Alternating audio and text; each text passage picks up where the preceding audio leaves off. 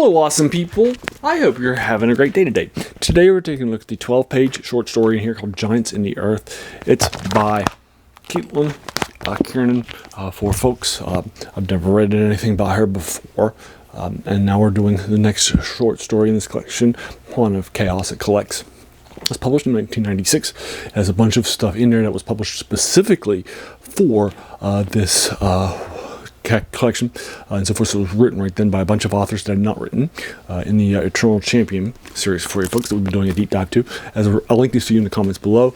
As a reminder, I picked this up when I was in college, doing a deep dive into all of Michael Moorcock's stuff, since it's set in his world and has other people. And I bought it right around there in college when I was a sophomore, junior.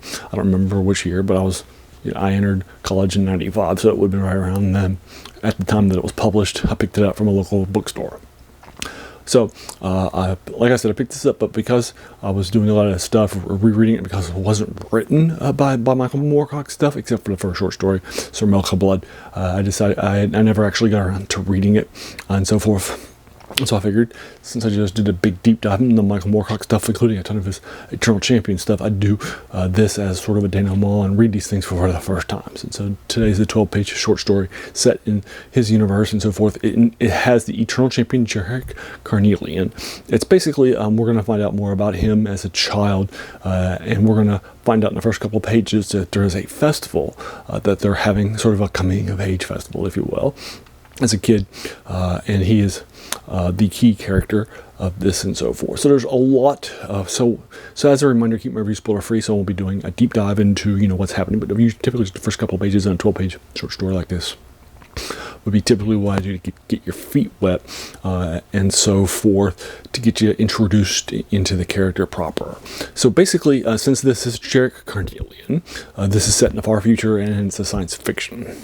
It's not the typical fantasy that Michael Moorcock's Eternal Champion series, like Elric of Melnimity, his huge hit in the 60s and 70s, and who was sort of one of the first key anti-heroes in fantasy for folks, although he does a lot of good stuff and so forth. And he's sort of like a proto-Drizzt. He's born with a pang of conscience from characters of an evil elven race that he is born of and such, and so but he has pangs of consciousness and so forth, so he seeks to do the good stuff.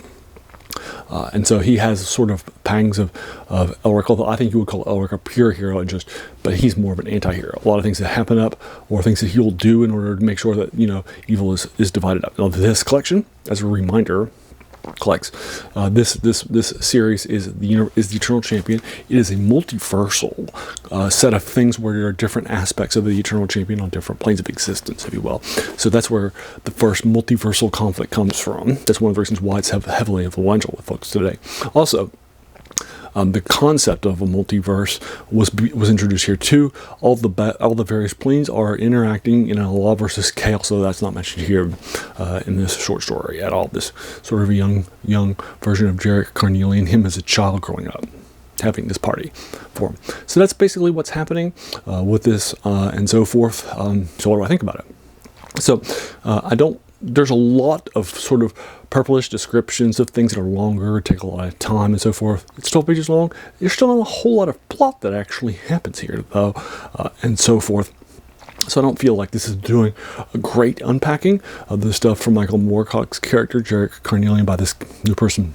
I like the new ideas and the new concepts and so forth. The coming-of-age story form certainly would feel nice, but there's not a whole lot of things that the author does with this, right?